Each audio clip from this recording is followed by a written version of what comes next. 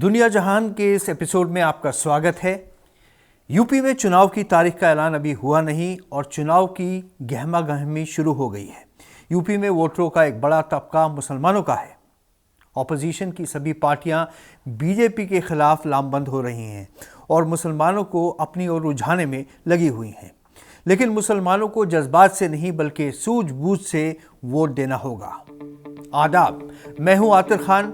इस हफ्ते की देश और दुनिया की बड़ी खबरें लेकर हम हाजिर हैं। आइए सुनते हैं हेडलाइंस।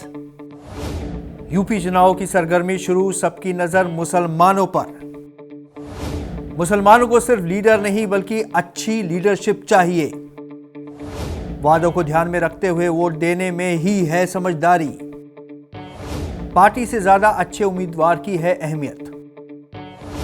जामिया की डॉक्टर उफाना रियाज को मिला outstanding performance award. UP assembly के इलेक्शन अगले साल के शुरू में होने हैं। सभी पार्टियां जोर शोर से अपनी अपनी तैयारियों में लगी हैं क्योंकि ये इलेक्शन यूपी और हिंदुस्तान दोनों का फ्यूचर तय करता है। किसी भी बड़ी सियासी पार्टी का दिल्ली तक पहुंचने का रास्ता ज़्यादातर यूपी इलेक्शन ही तय करते हैं। इसकी बड़ी वजह यह है कि असेंबली में सबसे ज़्यादा 403 सीटों का होना है। इन 403 सीटों में 312 हल्के ऐसे हैं जहां मुसलमानों का असर और रसूख है और कम से कम 209 सीटें ऐसी हैं जहां मुसलमानों का अच्छा खासा असर है। बीजेपी के खिलाफ तमाम बड़ी पार्टियां, जिनमें खास तौर पर कांग्रेस, समाजवादी और बहुजन समाज पार्टी मोर्चाबंदी में लगी हुई हैं, अब तक मुसलमानों के सामने इसके अलावा कोई रास्ता नहीं था कि वो कभी समाजवादी तो कभी बहुजन समाज पार्टी को कुर्सी पर बिठाएं। आज मुसलमानों का एक तबका इन पार्टियों से भी इसलिए नाराज़ है क्योंकि इन पार्टियों ने भी उनको किए गए वादों को पूरा नहीं किया है। पिछले कुछ बरसों से मुसलमानों को बिखरा देखकर नेशनल लोकतांत्रिक पार्टी, पीस पार्टी, उलेमा काउंसिल, मुस्लिम मजलिस, परचम पार्टी, इत्तेहाद मिल्लत पार्टी और वेलफेयर पार्टी मुसलमानों की हमदर्द बनकर खड़ी हो गई हैं। दिलचस्प बात यह है कि ये पार्टियां महज इलेक्शन के मौके पर ही नजर आती हैं। ये देखकर मजलिस इत्तेहाद उल मुस्लिमीन के असुद्दीन ओवैसी भी यूपी के चुनावी मैदान में कूद पड़े हैं। बहरहाल अभी तक तस्वीर साफ नहीं हो सकी है कि आखिर मुसलमान किधर जाएगा। हम उम्मीद करते हैं कि वो जिधर भी जाए उसे समझदारी से काम लेना होगा, ना कि जज्बातों से। आज यूपी में मुस्लिम नेता तो बहुत हैं लेकिन लीडरशिप नहीं है। जबकि देश के पूर्व राष्ट्रपति डॉक्टर जाकिर हुसैन, रफ़ी अहमद किदवाई और मोहसिना किदवाई यूपी से ही थे और आज यूपी के बड़े मुस्लिम लीडर के तौर पर सलमान खुर्शीद, आज़म खान, मुख्तार अब्बास नकवी, मुख्तार अंसारी और शफीकुर रहमान बर्क का नाम लिया जाता है, जो प्रदेश की असेंबली से लेकर संसद तक यूपी की नुमाइंदगी करते रहे हैं।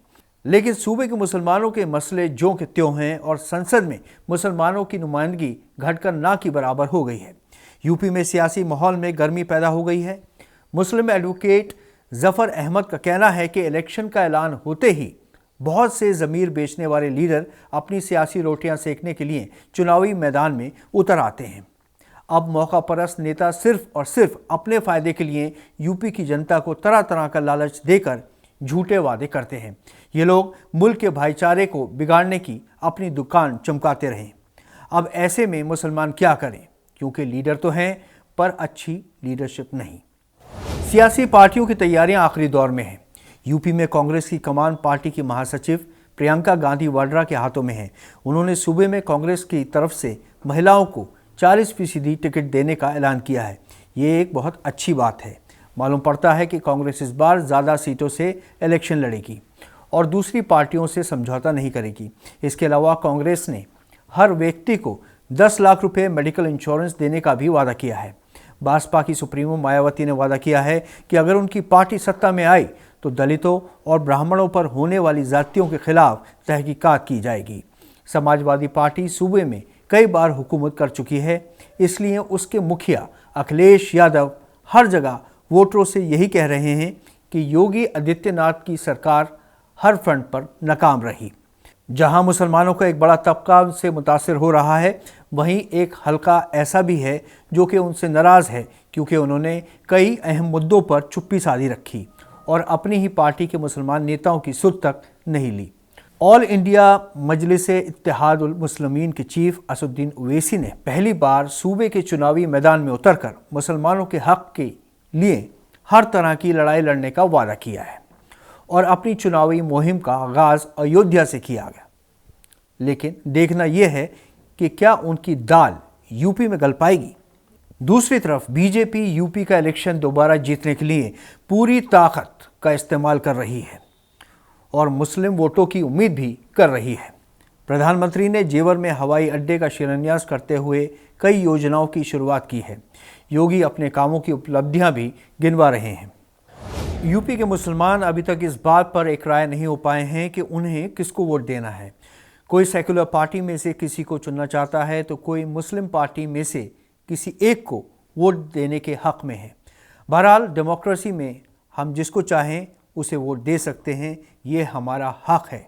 मुसलमान इस बात पर इत्तेफाक कर चुके हैं कि आने वाला इलेक्शन बेहद अहम है और इस बात में सच्चाई भी है।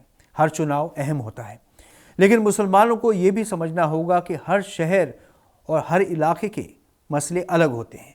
मुसलमानों को इलाके की तरक्की और मसलों को नज़र में रखते हुए मुख्तलिफ पार्टियों के लीडरों में से ही एक अच्छे उम्मीदवार को चुनना चाहिए, चाहे वो किसी भी पार्टी का हो।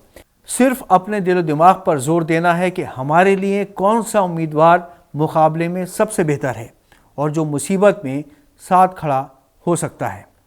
अगर मुसलमान इस नियत से वोट देते हैं कि उन्हें सिर्फ किसी एक पार्टी को हराना है, तो मुमकिन है कि वो सही उम्मीदवार का इंतखाब ना कर सकें। इसलिए मुसलमानों को अपनी समझदारी से वोट देना चाहिए, ना कि किसी के असर में आकर। जामिया मिलिया इस्लामिया की केमिस्ट्री डिपार्टमेंट को बड़ी कामयाबी हाथ लगी है। डिपार्टमेंट की असिस्टेंट प्रोफेसर डॉक्टर उफाना रियाज मटीरियल केमिस्ट्री के क्षेत्र में अहम काम करने के लिए 10वें इंटरनेशनल रिसर्च अवार्ड 2021 से नवाजी गई हैं। पुरस्कार समारोह का आयोजन मालदीव में 31 अक्टूबर को किया गया था। इनोवेटिव और एडवांस मल्टी डिसिप्लिनरी रिसर्च में 10वां इंटरनेशनल इजलास ऑनलाइन किया गया था। रिसर्चर्स को अपने अपने शोबों में नई तरक्की पर बोलने के लिए दावत दी गई थी। मुख्तलिफ अवार्डों के लिए हासिल 90 नामों में से उनका नाम चुना गया था। इस हफ्ते इतना ही। अगले हफ्ते फिर हाजिर होंगे नई खबरों के साथ। आदाब।